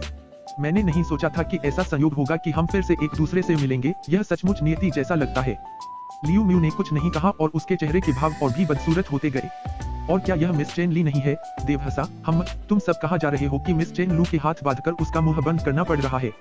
लियू म्यू चुप रहा, लेकिन उसके पीछे खड़ा पुरुष डाकू गुस्से में था। बच्चे, इसका तुमसे कोई लेना देना नहीं है। अगर तुम्हें पता है कि तुम्हारे लिए क्या अच्छा है तो बेहतर होगा कि तुम अभी भाग जाओ, वरना मैं तुम्हारे टुकड़े टुकड़े कर दूंगा। हालांकि जैसे ही उसकी आवाज खत्म हुई, एक तलवार से एक तेज रोशनी की किरण चमकी और डाकू की आंखें सदमे से बाहर निकल आई और उसकी आंखों की रोशनी गायब हो गई। 1 सेकंड से भी कम समय में उसका शरीर अकड़कर जंगल की जमीन पर गिर पड़ा और उसके गले से खून फव्वारे की तरह फूट पड़ा, जिससे जमीन लाल हो गई। बाकी डाकू चौंक गए और फिर उन सभी ने तेजी से अपनी तलवारें निकाल ली और देव और फेई हो दोनों को देखते हुए गुस्से से जल उठे। अपनी हरकतें बंद करो, लियू म्यू ने काले कपड़े पहने डाकुओं के समूह पर चिल्लाया। वह अच्छी तरह समझ गया था कि अगर देव और फेई हो उनसे निपटना चाहते हैं तो बस कुछ ही सेकंड की बात होगी। जो डाकू देव और फेई हो की ओर भागने की तैयारी कर रहे थे, वे लियू म्यू का आदेश सुनकर रुक गए।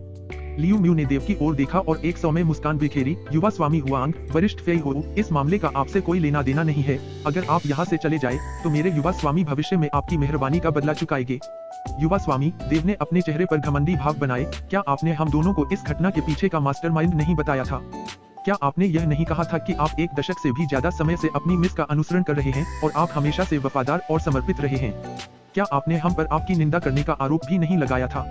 लियू म्यू को समझ नहीं आ रहा था कि देव के सवालों का सबसे अच्छा जवाब कैसे दे, जबकि चुप रहने वाली चेन ली को शर्मिंदगी महसूस हो रही थी। उस समय उसने गर्व से कहा था कि उसे लियू म्यू पर भरोसा है, फिर भी उसने यह उम्मीद नहीं की थी कि पलक झपकते ही वह लियू म्यू और इन लोगों के चंगुल में फंस जाएगी। आखिर तुम क्या चाहती हो? कुछ क्षण बाद लियू म्यू ने उदास भाव से पूछा। यह कहते हुए उसने पैसों से भरा एक थैला निकाला और आगे फेंक दिया। इसमें एक सोने का कार्ड है जिसमें 1 लाख सोने के सिक्के हैं, जिसे युवाई साम्राज्य के किसी भी बैंक में बदला जा सकता है। देव ने पैसों का थैला पकड़ लिया, फिर भी उसके चेहरे पर भाव नहीं थे। 1 लाख सोने के सिक्के। यह देखकर चेन ली चिंतित हो गई और उसने जोर से अपना सिर हिलाया। धीमी आवाज में देव को रोकने की कोशिश की।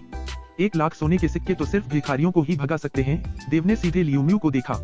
लियू म्यू की भौहें सिकुड़ गईं। उन्होंने दांत पीस लिए और एक और पैसों का थैला बाहर फेंक दिया। इस थैले के अंदर एक और कार्ड है जिसमें 1 लाख सोने के सिक्के हैं। देव ने सिर हिलाया। यहाँ लगभग 100 लोग हैं। क्या तुम्हारी जिंदगी इतनी बेकार है? ये कैसा रहेगा? मैं भी लालची नहीं हूँ। 1 जिंदगी 1 लाख स्वर्ण मुद्राएं। 1 जिंदगी 1 लाख स्वर्ण मुद्राएं, ये 10 करोड़ से भी ज्यादा होते हैं। 10 करोड़ से भी ज्यादा स्वर्ण मुद्राएं। जब लियू म्यू को देव की बातों का मतलब समझ आया तो उसका गुस्सा फूट पड़ा। तुम मजाक कर रहे हो? उसे आखिरकार एहसास हुआ कि देव शुरू से ही उनके साथ खेल रहा था। तो क्या हुआ अगर मैं तुम्हारे साथ खेल रहा हूँ? देव ने बेप्रवाही से कंधे उचका दिए। उसकी नजर फेई हो पर पड़ी और बिना कुछ कहे ही फेई हो देव का मतलब समझ गया। फेई हो की छवि घोड़े की पीठ से चमकी और गायब हो गई और लियू म्यू के ठीक सामने प्रकट हो गई। फेई हो की हथेली को अपने गले से गुजरते हुए किसी हथियार से भी तेज देखकर लियू म्यू की आंखें डर से चौड़ी हो गईं। लियू म्यू हैरान होकर उसी जगह खड़ा रहा, जबकि फेई हो हाथ हिलाते हुए 1 इंच भी नहीं हिला। लियू म्यू और बाकी डाकू दर्जनों की संख्या में गिर पड़े और जंगल में करुण चीखें गूंजने लगीं। ज्यादा देर न लगते हुए चीखें बंद हो गईं और सिर्फ चेन ली सांस ले रही थी, जो उसी जगह पर स्तब्ध खड़ी थी। लियू म्यू और डाकुओं के समूह से निपटने के बाद फेई हो चेन ली के पास आया। अपनी लंबी तलवार लहराते हुए चेन ली ने डर के मारे अपनी आंखें कसकर बंद कर लीं। फेई हो की तलवार ने उसके हाथों को बांधने वाली रस्सी को काट दिया। सब कुछ हो जाने के बाद फेई हो देव के पास लौट आया। चलो चलें, देव ने दूसरी तरफ की बात अनसुनी करते हुए कहा और वह और फेई हो अपने घोड़ों पर सरपट भाग गए। कुछ ही सेकंड बीते, चेन ली ने खुद को संभाला और आंखें खोली। देव और फेई हो की पीठें आंखों से ओझल होती देखी। यहाँ का नजारा देखकर उसकी आंखों में आंसू आ गए। देव और फेई हो के जाने के काफी देर बाद ठंडी हवा का एक झोंका आया, जिसने चेन ली को उसकी वर्तमान स्थिति का एहसास कराया। वह जल्दी से वहां से चली गई और दौड़ते हुए लियू म्यू की लाश के पास से गुजरी और उस पर ठोकर खाकर गिर पड़ी। मुंह के बल गिर पड़ी, आंसू मिट्टी और रेत में मिल गए, जिससे उसका चेहरा और हाथ गंदे हो गए। उठने की कोशिश करते हुए भी वह चीख नहीं पाई और तेजी से उसी दिशा में भाग गई जिस दिशा में देव और फेई हो पहले गए थे, युवाई राजसी शहर की ओर। 2 दिन बाद देव और फेई हो विशाल शहर के द्वार के सामने खड़े थे और फेई हो अपने दिल में उमड़ते उत्साह को रोक नहीं पाया। मैं आखिरकार वापस आ गया हूँ। युवाई राजसी शहर के द्वार पहले जैसे ही थे, कोई बड़ा बदलाव नहीं हुआ था। चलो अंदर चलते हैं। कुछ ही देर बाद देव बोला। अपने मन में उमड़ते उत्साह को दबाते हुए फेई हो ने उत्साह से हाँ में सिर हिलाया। 2 आकृतियां शहर के द्वारों से अंदर आईं। शहर के द्वारों से गुजरते हुए वे दोनों लोगों की भीड़ के साथ साथ आराम से चहल पहल भरी सड़कों पर टहल रहे थे। जीवंत माहौल में डूबे हुए फेई हो थोड़ा भावुक हो गया। 7 साल बीत चुके थे और युवाई शाही शहर वैसा ही था जैसा उसे याद था, लेकिन कई दुकानों ने अपना व्यवसाय बदल दिया था। कुछ इमारतों का नवीनीकरण हो चुका था और ये नई इमारतें उसे कुछ अजीब लग रही थीं। युवाई शाही शहर की समृद्ध और चहल पहल भरी सड़कों को देखते हुए देव ने चुपके से सिर हिलाया। लूटोंग साम्राज्य के शाही शहर की तुलना में यहाँ के हालात कहीं बेहतर थे। इसके अलावा शहर की इमारतों और बुनियादी ढांचे को देखते हुए वे लूटोंग शाही शहर से एक स्तर ऊपर थे। फेई हो के सबसे बड़े पोते की शादी में अभी 2 दिन बाकी थे। चूंकि वे शाही शहर पहुंच चुके थे, इसलिए उनमें से किसी को भी फेई मनोर पहुंचने की जल्दी नहीं थी। वे सड़कों पर टहलते हुए अपना समय बिता रहे थे। कुछ घंटे बाद दोपहर हो चुकी थी। जब वे एक बड़े रेस्टोरेंट के पास से गुजरे, फेई हो रुका और खुशी से देव से बोला, यंग लॉर्ड, यह एब्सोल्युटली लशियस डिशेज फ्लोर यहाँ के 3 सबसे अच्छे रेस्टोरेंट में से एक है। उनकी खासियत फायरी वाइन डेलिशियस रेस्टोरेंट की स्नो मून वाइन से भी ज्यादा स्वादिष्ट है। क्या हमें अंदर जाकर एक ड्रिंक पीनी चाहिए? देव ने सिर हिलाया। फायरी वाइन, ठीक है, चलो अंदर चलकर चखते हैं। इस तरह बिना किसी और देरी के देव और फेई हो एब्सोल्युटली लशियस डिशेज फ्लोर में चले गए। अंदर पहुंचकर देव ने देखा कि निचली मंजिल पर 100 से ज्यादा मेजें थीं और सभी पर ग्राहक बैठे थे। कोई भी मेज खुली या खाली नहीं थी। तभी मालिक जैसी वेशभूषा और रूपरंग वाला एक व्यक्ति फेई हो की ओर तेजी से बढ़ रहा था और उत्सुकता से पूछ रहा था, क्या आप मार्क्विस फेई हो हैं? फेई हो ने सिर हिलाया। बॉस चेन, पिछले कुछ सालों से जब मैं नहीं आया, आपका व्यवसाय खूब फल फूल रहा है। यह अधेड़ उम्र का आदमी रेस्टोरेंट का बॉस निकला। पहले फेई हो अक्सर रेस्टोरेंट के व्यंजनों और फायरी वाइन के लिए वहां आता था। उन दोनों को पुराना दोस्त माना जा सकता था। मार्क्विस फेई हो मजाक कर रहा है। पिछले कुछ सालों से हम एक दूसरे से नहीं मिले हैं, फिर भी महामहिम पहले से ज्यादा जवान लग रहे हैं। रेस्टोरेंट का बॉस हंसा। मेरे जैसा नहीं, हर दिन बूढ़ा होता जा रहा है। यह कहते हुए उसके हाथ ने विनम्रता से इशारा किया। मार्क्विस फेई हो, कृपया इस तरफ आइए। दूसरी मंजिल पर मैं छोटे बच्चों से कह दूंगा कि आपकी मेज और बर्तन व्यवस्थित कर दें। फेई हो ने सिर हिलाया और देव के साथ पहली मंजिल पर चला गया। दूसरी मंजिल भी निचली मंजिल जितनी ही शोरगुल वाली थी और ऐसा लग रहा था कि वहाँ कोई खाली मेज नहीं है, लेकिन बॉस ने झटपट उनके लिए मेजें मंगवा दी। दोनों के बैठने के कुछ ही देर बाद बर्तन ऊपर भेज दिए गए। वहाँ शराब के 2 जग भी थे, 2 बड़े जग, जिन्हें खास तौर पर बनाए गए लाल रंग के प्यालों में परोसा गया, जो चलते हुए लावा जैसे लग रहे थे। सुगंधित शराब देव की नाक को चुभ रही थी। जब उसने थोड़ी सी शराब प्याले में डाली और पूरी शराब मुंह में डाल ली, एक मीठा सूखा स्वाद उसके होश में भर गया। जैसे ही शराब उसके गले से नीचे उतरी, एक तेज जलन में बदल गई जो पल भर में फैल गई, मानो शरीर की हर रक्त कोशिका जलने वाली हो और पीने वाले के दिल में संतुष्टि और उल्लास की भावना उमड़ पड़ी। अच्छी शराब, देव ने जोर से प्रशंसा की। देव और फेई हो के बीच प्याले लगातार उठते रहते हैं। देव और फेई हो आनंद ले रहे थे। पास की मेजों से हो रही चर्चाएं उनके कानों में पड़ रही थीं। क्या तुमने सुना, राजा ने खुद यांग आन को मार्क्विस की उपाधि प्रदान की है? छी, यांग आन सिर्फ 21 साल का है और वह पहले से ही मार्क्विस है। हमारे युवाई साम्राज्य के लिए यह पहली बार है। मेरी राय में अगले कुछ सालों में यांग आन को शायद ड्यूक की उपाधि प्रदान की जाएगी। ऐसा इसलिए है क्योंकि यांग आन हमारे साम्राज्य का नंबर 1 प्रतिभाशाली व्यक्ति है। एक अद्भुत प्रतिभाशाली व्यक्ति। 1 साल पहले वह पहले से ही 9वें क्रम के अंतिम चरण में था और अपनी साधना की गति के साथ मैं कहता हूँ कि वह इसी साल 10वें क्रम तक पहुँच सकता है। 21 साल का 10वां क्रम क्या ही राक्षस है। अगले कुछ सालों में यांगआन शाही नगर युद्ध में भाग लेने के लिए युवाई साम्राज्य का प्रतिनिधित्व करेगा और उसकी प्रतिभा के साथ शीर्ष 10 में जगह लगभग पक्की है। दूसरी मंजिल पर चर्चाओं का शोर था और लगभग 1 दर्जन मेजों में लगभग हर मेज उस यांगआन से जुड़ी किसी न किसी बात पर चर्चा कर रही थी। ओह यांगआन इन चर्चाओं के कुछ अंश सुनकर देव उत्सुक हो गया। मैंने कभी सोचा भी नहीं था कि यांगआन वह बच्चा अब मार्क्विस भी है। इस समय फेई हो ने आह भरी। उस साल जब मैं गया था उस यांगआन ने अभी अभी 8वें क्रम में प्रवेश किया था। देव ने फेई हो की ओर देखा। फेई हो ने देव को समझाया, युवा स्वामी, इस यांगआन की मार्शल स्पिरिट एक उच्च श्रेणी की 12 मार्शल स्पिरिट है। दहाड़ता आकाश देवता सिंह और वह हमारे युवाई साम्राज्य का अब तक का सबसे प्रतिभाशाली व्यक्ति है जो वर्तमान में युवाई अकादमी में कक्षाओं में भाग ले रहा है। शायद बाद में वह आपके साथ डुआनलिन साम्राज्य में शाही नगर युद्ध में भाग लेगा। युवा स्वामी, उच्च श्रेणी की 12वीं मार्शल आत्मा, दहाड़ता आकाश देवता सिंह। देव ने सिर हिलाया। जियांग टेंग, उसके बड़े भाई चेन तियानकी और डुआनलिन साम्राज्य के सम्राट के अलावा यह यांगआन चौथा व्यक्ति था जिसके बारे में उसे पता चला था कि उसके पास एक असाधारण मार्शल आत्मा है। लेकिन जियांग टेंग की मार्शल आत्मा उच्च श्रेणी की 11वीं आत्मा, पवित्र उज्ज्वल बाघ थी, जबकि इस यांगआन की 12वीं कक्षा की आत्मा ने जियांग टेंग को बहुत दूर धकेल दिया। देव और फेई हो अपने आसपास हो रही बातचीत पर कान लगाते हुए शराब पीते रहे। थोड़ी देर बाद उन्होंने बिल चुकाया और चले गए। जब फेई हो भुगतान कर रहा था तो मालिक बाहर आया और देव और फेई हो को व्यक्तिगत रूप से विदा करने से पहले आधी राशि की छूट दे दी। रेस्टोरेंट से निकलकर दोनों सीधे फेई मनोर की ओर चल पड़े। लगभग 1 घंटे बाद वे फेई मनोर की ओर जाने वाली मुख्य सड़क पर पहुंच गए। हालांकि फेई हो के आने में अभी 2 दिन बाकी थे। मिंग की शादी के दिन हवेली का मुख्य द्वार पहले से ही खुशियों से भरे लोगों से भरा हुआ था और उपहारों से लदे घोड़ों और गाड़ियों का तांता लगा हुआ था। जाहिर है ये कुलीन परिवारों के लोग थे जो इस अवसर पर बधाई देने आए थे। फेई हवेली की साइन प्लेट के सामने सड़क पर खड़े फेई हो के दिल में उम्दती भावनाएं उमड़ रही थी और जब उसने देव के साथ फेई हवेली में कदम रखा तो उसका उत्साह लगभग छलक पड़ा। लेकिन जैसे ही वे दरवाजे के पार कदम रखने वाले थे, दरवाजे के किनारे खड़े 2 पहरेदारों ने अचानक हाथ उठाकर उनका रास्ता रोक लिया। तुम कहाँ जा रहे हो? फेई हवेली से तुम्हारा क्या मामला है? फेई हो एक पल के लिए खामोश हो गया और फिर पूछा, तुम दोनों मुझे नहीं पहचानते? दोनों पहरेदारों ने फेई हो को सिर से पैर तक गौर से देखा और उनमें से एक हंसा। मैं कहता हूँ बुजुर्ग, तुम खुद को क्या समझते हो? हमें तुम्हें क्यों पहचानना चाहिए? फेई हो जवाब सुनकर हक्का बक्का रह गया और उसके माथे पर गहरी शिकन आ गई। लगता है ये दोनों पहरेदार उसके जाने के बाद के सालों में रखे गए थे, इसलिए दोनों में से किसी ने भी उसे पहचाना नहीं। देव की तरफ देखते हुए वह थोड़ा शर्मिंदा हुआ और मुड़ा। फेई मैनर लौटने से पहले ही उसे इतनी अजीबोगरीब घटना की उम्मीद नहीं थी। देव ने उसे एक हल्की सी मुस्कान दी और कुछ नहीं कहा। सिर्फ फेई हो ही इस मामले को संभाल सकता था। इस पर फेई हो ने दोनों पहरेदारों से कहा, अपने कुलपिता को बाहर बुलाओ। वही पहरेदार और भी ज्यादा मुस्कुराया, बोला, हमारे कुलपिता को बाहर बुलाओ। बुजुर्ग, मुझे लगता है तुम्हें स्थिति का अंदाजा नहीं है। क्या तुम्हें लगता है कि हमारे कुलपिता सिर्फ इसलिए दिखाई दे रहे हैं क्योंकि तुम ऐसा कह रहे हो? मैं उसका बुजुर्ग हूँ। फेई हो का गुस्सा फूट पड़ा। लेकिन दोनों पहरेदारों के कानों में ऐसा लगा जैसे फेई हो अपने परिवार के कुलपिता को कोस रही हो और इससे उनके चेहरे पर ठंडक आ गई। बूढ़े, सच सच बताओ, क्या तुम यहाँ उपद्रव मचाने आए हो?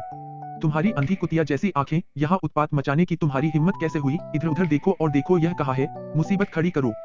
तुम्हारी अंधी कुत्ते जैसी आंखें, इधर उधर देखो और देखो यह कहाँ है? फेई हो अपने ही घर में इस तरह का व्यवहार पाकर स्तब्ध था। उसके अंदर गुस्सा और हताशा उबल रही थी, जबकि उसके पीछे देव कड़वी मुस्कान के साथ अपना सिर हिला रहा था। बेशर्म, फेई हो चिल्लाया। उसका दाहिना हाथ अचानक आगे बढ़ा, जिससे एक तेज हवा चली जो दोनों पहरेदारों की ओर घूम गई और उन्हें जमीन पर गिरा दिया। दोनों पहरेदार जोर जोर से चिल्लाने लगे, जिससे हवेली के आसपास का माहौल अफरा-तफरी मच गई। राहगीर और बधाई देने आए रईस लगभग डर के मारे उछल पड़े और वे तुरंत पीछे हट गए। इसी समय हवेली के भीतरी आंगन से उनकी ओर तेज कदमों की आहट सुनाई दी और हवेली के पहरेदारों का एक समूह लगभग 20 की संख्या में प्रकट हुआ। पहरेदारों के समूह का नेतृत्व एक घनी दाढ़ी वाला अधेड़ उम्र का आदमी कर रहा था। घनी काली दाढ़ी ने उसके चेहरे के 3/4 हिस्से को ढक रखा था, जिससे वह खास तौर पर खूंखार और क्रूर लग रहा था। उसके पहनावे और व्यवहार से अंदाजा लगाया जा सकता है कि यह अधेड़ उम्र का आदमी जरूर गार्ड्स का कैप्टन होगा। क्या हो रहा है? जैसे ही यह घनी दाढ़ी वाला आदमी दौड़कर घटनास्थल पर पहुंचा, उसने 2 बदहाल गार्ड्स के पास पहुंचकर जोर से सवाल पूछा। उठने की कोशिश करते हुए दोनों गार्ड्स ने अधेड़ उम्र के आदमी से कहा, कैप्टन लिन, ये 2 लोग थे। ये हमारे फेई हवेली में उत्पात मचाने आए थे। इसने हमारे कुलपति को डांटा और पहले हम पर हमला किया। एक उंगली देव और फेई हो की ओर इशारा कर रही थी। वह घनी काली दाढ़ी वाला आदमी देव और फेई हो की तरफ घूम गया और उसके चेहरे पर उदासी छा गई। उसका मुंह खुला और एक ठंडी आवाज सुनाई दी, क्या तुम दोनों ने भालू का दिल खाया है या तेंदुए का पित्ताशय? तुम हमारे फेई हवेली में आकर उत्पात मचाने की हिम्मत कैसे कर रहे हो? क्या तुम जानते हो कि फेई हवेली कैसी जगह है? देव इस स्थिति से थोड़ा असहाय हो गया। ऐसा लगता है कि यह काली दाढ़ी वाला अधेड़ भी फेई हो को नहीं पहचानता। फेई हो 7 साल से बाहर था, तो इस दौरान पहरेदारों में कितना बदलाव आया। फेई हो भी अवाक रह गया। फेई रोंग को बाहर आने को कहो, फेई हो ने माथे पर एक नस रखते हुए स्पष्ट रूप से कहा। फेई हो द्वारा उनके कुलपिता का नाम लेकर पुकारे जाने पर वह मोटा काली दाढ़ी वाला आदमी क्रोधित हो गया, क्योंकि यह उनके कुलपिता के प्रति खुला अनादर था और उसका चेहरा काफी काला पड़ गया। जाओ, इन दोनों को पकड़ो, कुलपिता को उनके अपराध का फैसला करने दो। हाँ कैप्टन लिन। फेई हवेली के पहरेदारों ने एक साथ जोर से हामी भरी और सभी पहरेदार देव और फेई हो की ओर दौड़ पड़े। हालांकि जब पहरेदारों का समूह अपनी चाल चलने ही वाला था, फेई हो की हथेलियों ने उसके सामने के खालीपन पर हल्के से थपथपाया। तूफान की मुहर, दसियों नहीं सैकड़ों हाथों के निशान, मानो किसी भयंकर तूफान में बारिश की तरह फेई हवेली के पहरेदारों के शरीर पर गिर पड़े और उन्हें चारों दिशाओं में उड़ा दिया। फेई हवेली के 20 से ज्यादा पहरेदार जमीन पर कराह रहे थे। कैप्टन लिन का चेहरा बदरंग हो गया। फेई हो की ताकत उसके अनुमान से कहीं ज्यादा थी, क्योंकि वह खुद 9वें क्रम का योद्धा था और उसने अनुमान लगाया कि फेई हो कम से कम 10वें क्रम का योद्धा तो होगा ही। जब यह सब सामने हो रहा था, फेई रोंग मुख्य हॉल में कई अन्य परिवारों के कुलपिताओं के साथ बातें कर रहा था। कुलपति फेई, बधाई हो, बधाई हो। आपके प्यारे बेटे और मिस ताओ की शादी हो रही है। यह शाही शहर में एक शानदार आयोजन है। मिस ताओ ड्यूक ताओ की हथेली का मोती है और हमारे युवाई शाही शहर की प्रसिद्ध नंबर 1 सुंदरी हैं। फेई मिंग, यह लड़का सचमुच सुंदरी का दिल जीतना जानता है, यहाँ तक कि ये अंकल चेंग भी उससे ईर्ष्या कर रहे हैं। फेई रोंग हंसा और जैसे ही वह बोलने ही वाला था, अचानक बाहर से जोरदार चीखें सुनाई दी और यह एहसास मुख्य हॉल में बैठे सभी लोगों को चौंका गया। क्या अब भी कोई है जिसने फेई हवेली में आकर उत्पात मचाने की हिम्मत की है? इसी समय हवा में एक तेज दयनीय चीख गूंजी। फेई रोंग समझ गया कि यह कैप्टन लिन चेंगू की आवाज है और उसकी भौहें सिकुड़ गईं। लिन चेंगू 9वें क्रम का विशेषज्ञ था, उसे घायल करने वाला व्यक्ति कौन हो सकता है? 10वें क्रम का। सब लोग। फेई रोंग खड़ा हो गया। मुझे एक पल के लिए माफ करें। मुख्य हॉल में मौजूद कई धर्मगुरु आपस में नजरें मिलाते हुए एक एक करके फेई रोंग के साथ खड़े हो गए। उनमें से एक ने कहा, हम भाई फेई के साथ बाहर जाकर देखेंगे कि क्या हो रहा है।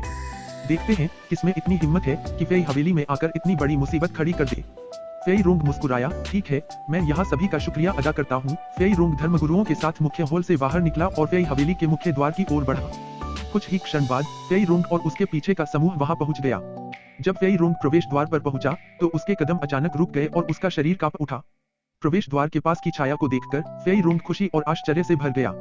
गार्ड्स कैप्टन लिन चेंगहू, जिसे पहले फेई हो ने दूर धकेल दिया था, ने फेई रोंग को बाहर आते देखा और इस पर खुशी फैल गई। घनी दाढ़ी वाले चेहरे पर वह उठकर फेई रोंग के पास पहुंचने की कोशिश कर रहा था। कुलपति, ये 2 लोग हैं। ये फेई हवेली में उपद्रव मचाने आए हैं। हालांकि फेई रोंग ने लिन चेंगहू की एक भी बात नहीं सुनी और उसे एक तरफ धकेल दिया। फेई रोंग चलकर उस अधेड़ उम्र के आदमी के पास पहुंचा, जिसने कुछ ही तेज कदमों में हवेली के सभी पहरेदारों को टक्कर मार दी। फेई रोंग ने वहां मौजूद सभी लोगों को चौंका दिया जब उसने अचानक घुटनों के बल बैठकर कहा, पिताजी आप लौट आए हैं। पिताजी आप लौट आए हैं। लिन चेंगहू का जबड़ा खुला का खुला रह गया। फेई रोंग के साथ आए कई कुलपिता स्तब्ध रह गए। राहगीर और बधाई देने आए कुलीन परिवार स्तब्ध रह गए और फेई हो का रास्ता रोकने वाले शुरुआती 2 पहरेदार वहीं अकड़ गए। पिताजी। पलक झपकते ही दोनों पहरेदार पीले पड़ गए। इसका मतलब है कि यह अधेड़ उम्र का आदमी सचमुच कुलपिता का बूढ़ा आदमी था। यहाँ कोई मुसीबत खड़ी करने तो नहीं आया था। यह सोचकर उनका निचला हिस्सा भी डर के मारे सिकुड़ गया। फेई हो ने मुड़कर अपने बेटे को देखा, उसका गंभीर चेहरा ढीला पड़ गया। खड़े हो जाओ। जी पिताजी, फेई रोंग ने खड़े होकर सम्मानपूर्वक उत्तर दिया। फेई रोंग मुस्कुराहट से भर गया। पिताजी आप आखिरकार वापस आ ही गए। अपने पिता को वापस देखकर फेई रोंग सचमुच दिल की गहराइयों से खुश हुआ। परसों उसके बेटे की शादी है और पिताजी समारोह में शामिल होने के लिए समय पर वापस आ गए, यह सबसे बड़ा उपहार था। फेई हो मुस्कुराया और फिर उसके चेहरे का भाव अचानक गंभीर हो गया जब उसने फेई रोंग से कहा, यह युवा स्वामी हैं, जल्दी से आकर उनका अभिवादन करो। युवा स्वामी। फेई रोंग बहुत हैरान हुआ जब उसने देव का निरीक्षण किया। उसने अपने पिता को उलझन भरे चेहरे से देखा। पिता 15-16 साल के लड़के को यंग लॉर्ड क्यों पहचानेंगे? तुम किस बात में देर कर रहे हो? अपने बेटे को झिझकते हुए वहीं जड़वत खड़ा देखकर फेई हो की आवाज गंभीर हो गई और वह हड़बड़ा गया। अपने पिता के हाव भाव में इतना बड़ा अंतर देखकर फेई रोंग का कलेजा मुंह को आ गया। जाहिर है उसके पिता उससे मजाक नहीं कर रहे थे। फेई रोंग यंग लॉर्ड को नमस्कार करता है। फेई रोंग अब और देर करने की हिम्मत नहीं कर पा रहा था। देव ने हाथ बढ़ाकर फेई रोंग को खड़ा होने में मदद की। कुलपति फेई, औपचारिकता निभाने की जरूरत नहीं है, कृपया खड़े हो जाए। इस घटना ने फेई हवेली के पहरेदारों और आसपास के रईसों को बहुत हैरान कर दिया। फेई हवेली का प्रसिद्ध बूढ़ा आखिरकार वापस आ गया, लेकिन उसने एक युवक को यंग लॉर्ड के रूप में पहचान लिया। इस युवक की पहचान क्या थी? इस समय फेई रोंग के पीछे खड़े अन्य परिवारों के कुलगुरु फेई हो को सम्मान देने के लिए दौड़े। नमस्कार वरिष्ठ फेई हो। फेई हो ने सिर हिलाया। पिताजी चलो आंगन में वापस चलते हैं। फेई रोंग ने फेई हो से पूछा। ठीक है, फेई हो सहमत हो गया और देव की ओर फेई हो ने कृपया इशारा किया और शियाओलोंग को हवेली में आमंत्रित किया। युवा स्वामी कृपया। देव फेई हो के इस इशारे से कुछ नहीं कर सका और सबसे पहले अंदर आया। उसके बाद फेई हो, फेई रुंग और अन्य परिवारों के कुलगुरु आए। जब सभी चले गए तो पहरेदार और लिन चेंगहू अभी भी उसी जगह स्तब्ध खड़े थे। फेई हवेली के मुख्य हॉल में फेई हो ने देव से मुख्य आसन पर बैठने का अनुरोध किया, जबकि वह अपनी बगल में बैठा था। फेई रुंग और बाकी लोग हॉल में सिर्फ सामान्य सीटों पर ही बैठ सकते थे। हालांकि फेई रुंग के मन में देव के बारे में कई सवाल और शंकाएं थीं, लेकिन उसने खुलकर पूछने की हिम्मत नहीं की।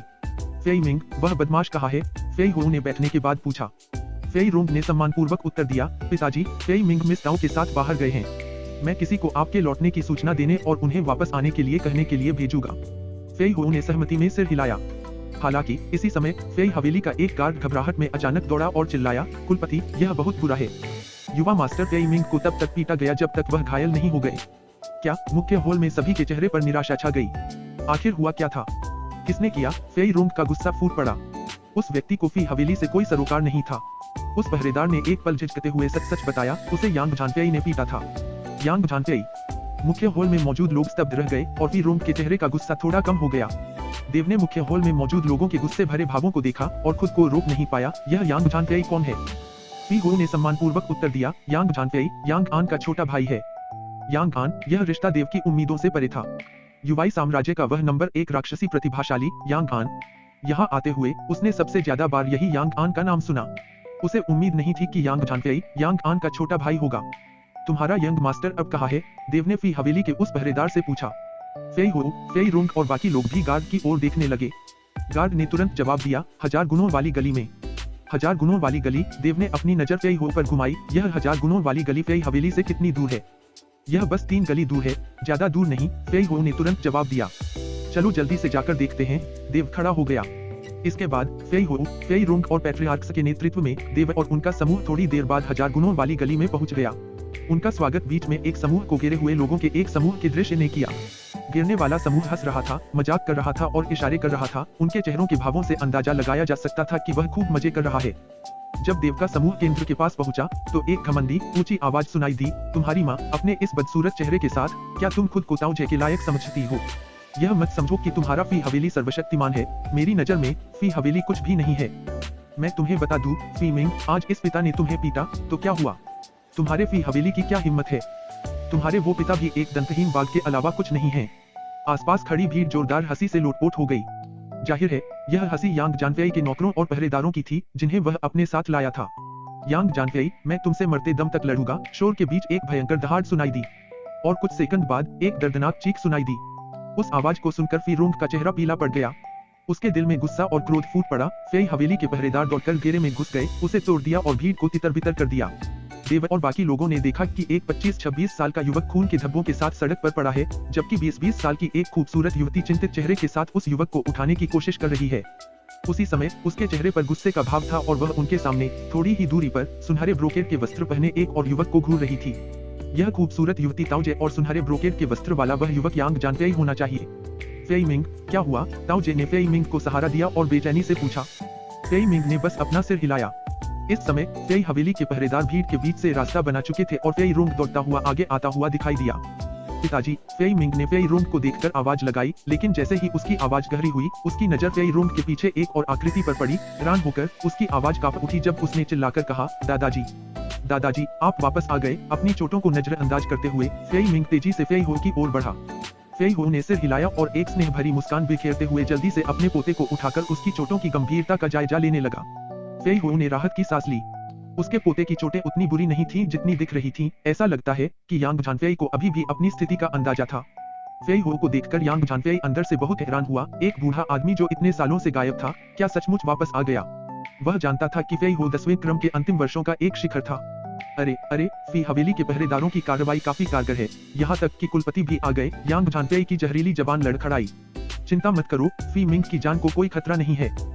लेकिन हो सकता है कि अगली बार वह इतना भाग्यशाली न हो। उसने फी मिंग की तरफ देखते हुए ये शब्द कहे, जब तुम मुझे भविष्य में देखो तो दूर छिप जाना, वरना मैं तुम्हें हर बार देखूंगा तब पीटूंगा। हम जा रहे हैं। यांग झानफेई ने हाथ हिलाकर इशारा किया अपने पीछे खड़े नौकर और पहरेदारों को। रुको। जैसे ही यांग झानफेई अपने नौकरों और पहरेदारों के साथ जाने ही वाला था, एक जोरदार गुर्राहट गूंजी। यांग झानपेई का पैर जमीन से कुछ इंच ऊपर रुक गया। उसने पीछे मुड़कर देखा और देखा कि जो बोल रहा था वह फी हो था। फी हो धीरे धीरे उस युवक की ओर बढ़ा। अगर उसने इस युवक को अपनी पीठ थपथपाकर यूं ही जाने दिया तो फेई हवेली को युवाई शाही शहर में मुंह दिखाने लायक कोई चेहरा नहीं बचेगा।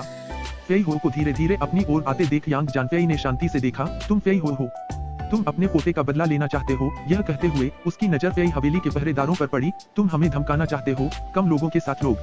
फेई हो ने जवाब देने के लिए मुंह खोला ही था कि अचानक देव उसके बगल में प्रकट हो गया। जब तक तुम मुझसे एक हथेली ले सकते हो हम तुम्हें जाने देंगे।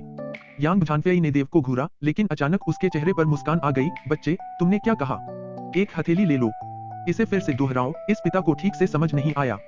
यांग झानफेई के पीछे खड़े नौकर और पहरेदार हंस पड़े, जबकि देव उदासीन रहा।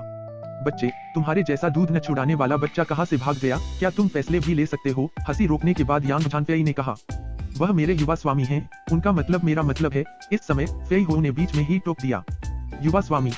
यांग झानफेई फेई हो की बातें सुनकर देव को देखकर दंग रह गया और उसे बहुत आश्चर्य हुआ। फेई हो ने वास्तव में इस किशोर लड़के को युवा स्वामी कहा था। यांग झानफेई के पीछे खड़े नौकर और पहरेदार भी हैरानी से देव को देख रहे थे। अपने आश्चर्य पर काबू पाते हुए यांग झानफेई ने ठंडे स्वर में कहा, चूंकि यह ऐसा है, मैं भी देखना चाहता हूँ कि तुम मुझे सिर्फ एक हथेली से कैसे हरा सकते हो। यांग झानफेई की पुतलियों में एक क्रूर प्रकाश चमक उठा। हालांकि फेई हो ने देव को युवा प्रभु कहा, जिससे उसका दिल दहल गया, लेकिन उसने देव को गंभीरता से नहीं लिया। या यूं कहे कि उसने 16 साल के बच्चे को कभी अपनी नजरों में नहीं देखा था। उसे सिर्फ एक हथेली से हराने की तो बात ही छोड़ दीजिए। इस समय भीड़ समझदारी से पीछे हट गई। यांग झानफेई और देव बीच में खड़े थे और हवा में ऊर्जा की लहरें हिल रही थीं। भीड़ का ध्यान पूरी तरह से बीच में खड़ी दो आकृतियों पर था, खासकर फेई रोंग पर। उसकी नजरें देव पर टिकी थीं क्योंकि वह देव की ताकत जानना चाहता था। इस युवक में ऐसा क्या है जिससे पिताजी ने उसे प्रभु मान लिया? पिताजी, क्या वह है? फेई मिंग ने देव की ओर इशारा करते हुए फेई रोंग से पूछा। अभी अभी उसके दादाजी ने सार्वजनिक रूप से स्वीकार किया था कि वह युवक उसका युवा स्वामी है, और उसे जो आश्चर्य और सदमा महसूस हुआ वह फेई रोंग की तुलना में कहीं ज्यादा गहरा था। क्या तुम तैयार हो? देव ने बेप्रवाही से पूछा, जबकि वह दूसरी तरफ देख रहा था। लाखों सितारे पवित्र मुक्केबाजी। यांग जानफेई अचानक बाहर निकला और चुपके से हमला किया। उसकी मुट्ठी देव की छाती पर मारी। हमला लगभग तुरंत देव के सामने हुआ और अनगिनत तारों की रोशनी खंभों की तरह चमक उठी, जैसे बीच से एक स्पष्ट पवित्र आभा फैल रही हो। वहां मौजूद सभी लोग चौंक गए क्योंकि किसी ने भी नहीं सोचा था कि यांग जानफेई चुपके से हमला करेगा, फेई रोंग सहित। सावधान, फेई मिंग ने घबराहट में अचानक कहा कि यांग जानफेई 7वें क्रम के अंतिम स्तर का एक शीर्ष है। जब सबको लगा कि यांग जानफेई का वार निशाने पर लगेगा, देव ने अपनी चाल चली। उसने अपना एक हाथ उठाया और मुट्ठी पर जोर से वार किया। धमाका, हवा में एक जोरदार धमाका हुआ। यांग झानफेई जोर से चीखा, उछलकर सड़क पर जोर से गिरा, जिससे पूरी सड़क हिल गई। एक हथेली। किसी की भी हिम्मत नहीं हुई कि वह जोर से आश्चर्य से सांस ले सके। फेई रोंग स्तब्ध रह गया, जबकि फेई मिंग, जो देव को सावधान रहने के लिए चिल्ला रहा था, वहीं वो के आकार के मुंह के साथ स्तब्ध रह गया। यांग झानफेई के साथ आए नौकर और पहरेदार इतने डरे हुए थे कि वे यांग झानफेई को जमीन से उठाने में मदद करना ही भूल गए। देव धीरे धीरे यांग झानफेई की ओर बढ़ा। उसके चेहरे पर डर साफ झलक रहा था। उसकी पीठ सड़क पर डर से रगड़ खा रही थी। तुम क्या करना चाहते हो? मैं क्या करना चाहता हूँ? देव उसके सामने रुक गया। देव ने अचानक अपना पैर उठाया और लात मारी, जिससे यांग झानफेई उछलकर सड़क पर एक दुकान के दो खंभों से टकरा गया। दरवाजे की चौखट चकनाचूर हो गई और ढीला मलबा चारों तरफ उछल रहा था। भीड़ ने चौंककर शोर मचाया। दूसरे युवा गुरु। यांग हवेली के पहरेदारों ने तभी कोई प्रतिक्रिया दी। वे जल्दी से आगे बढ़कर यांग झानफेई को खड़ा करने में मदद करने लगे। कई पहरेदारों ने देव से निपटने का फैसला किया और चाकू तलवारें निकालते हुए उसकी ओर दौड़ पड़े। लेकिन इससे पहले कि ये पहरेदार देव के पास पहुंच पाते, फेई हो ने एक ही हाथ से उन सभी को थप्पड़ मार दिया।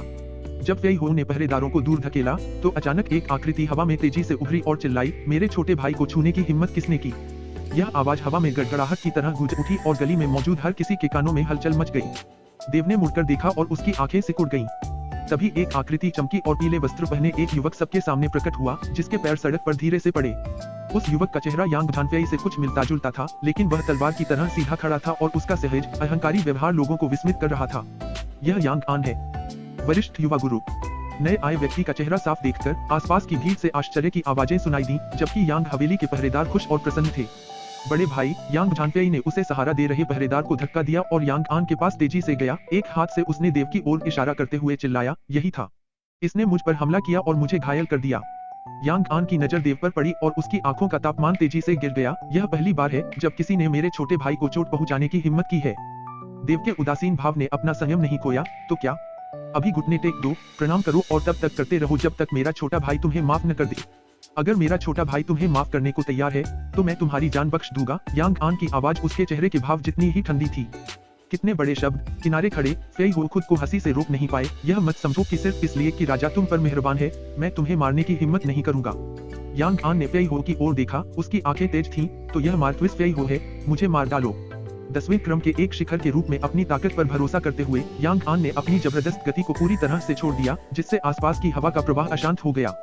हालांकि यांग आन 9वें क्रम के अंतिम क्रम का एक शिखर था, फिर भी अपनी अद्भुत प्रतिभा, युद्ध शक्ति और उसकी क्षमता के साथ उसने 10वें क्रम की पंक्ति में एक कदम रखा था। उसके विचार से फी हो जैसा 10वें क्रम का एक शिखर विशेषज्ञ भी उसे नुकसान नहीं पहुंचा सकता था।